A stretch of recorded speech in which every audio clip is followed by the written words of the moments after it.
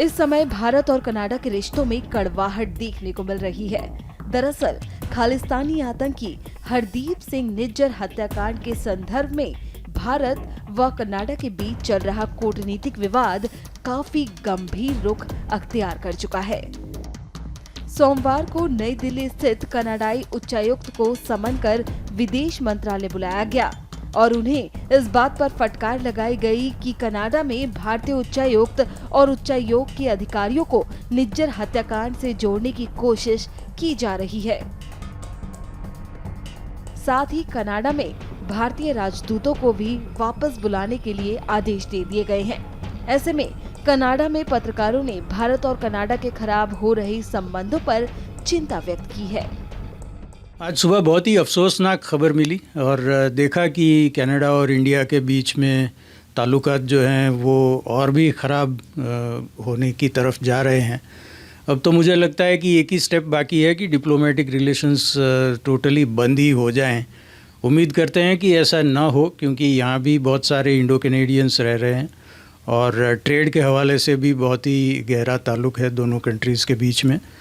और ये जो मसला है इसको कैसे सुलझाना, ये मुझे तो लगता है कि कोई थर्ड फ्रेंडली कंट्री बीच में आके इंटरवीन करे तो ही हो सकता है, क्योंकि दोनों तरफ जो स्टांस है वो काफ़ी हार्डन हो चुका है। और सामने ट्रूडो साहब पार्लियामेंट में भी काफ़ी मुश्किल में हैं और उनके कॉकस में बहुत सारे एमपीज़ ने उनके खिलाफ़ बगावत भी की है।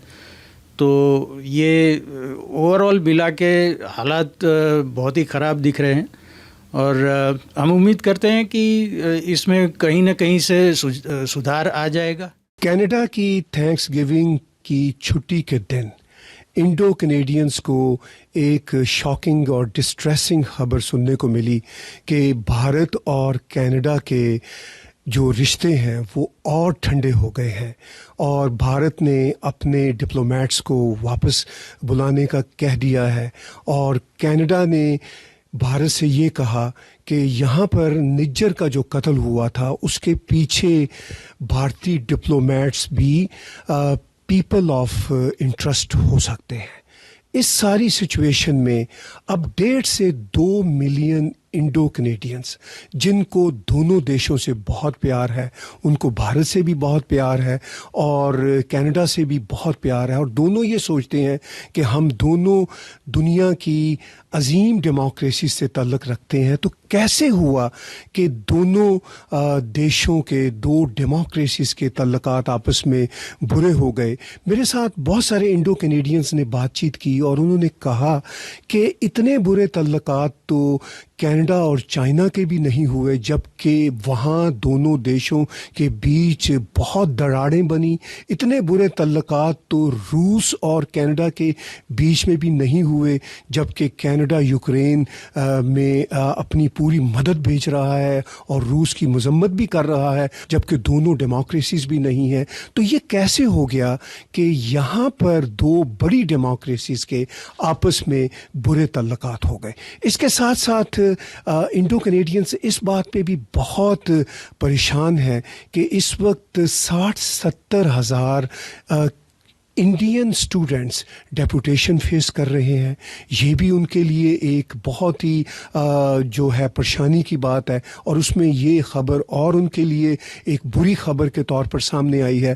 फिर इसके साथ साथ इंडो कैनेडियंस से जो मेरी बात हुई तो वो ये भी कहते हैं कि क्या इसका कारण कनाडा के इलेक्शन सीज़न की वजह से है, क्योंकि अगले कुछ महीनों के अंदर कनाडा के इलेक्शन एक्सपेक्टेड हैं, या फिर क्या कनाडा के प्राइम मिनिस्टर जस्टिन ट्रूडो की अपनी लाइकिंग या डिसलाइकिंग की वजह से कुछ ये बात और बिगड़ती चली जा रही है, या उनकी ईगो का मसला है। ये वो बातें हैं जो बहुत सारे इंडो कैनेडियंस ने मेरे साथ शेयर की और मैं एक जर्नलिस्ट के तौर पर ख़ुद भी बहुत शौक में हूँ कि कैसे दोनों देशों के ताल्लुकात जो कि दोनों बड़ी डेमोक्रेसीज़ हैं ख़राब होते चले जा रहे हैं।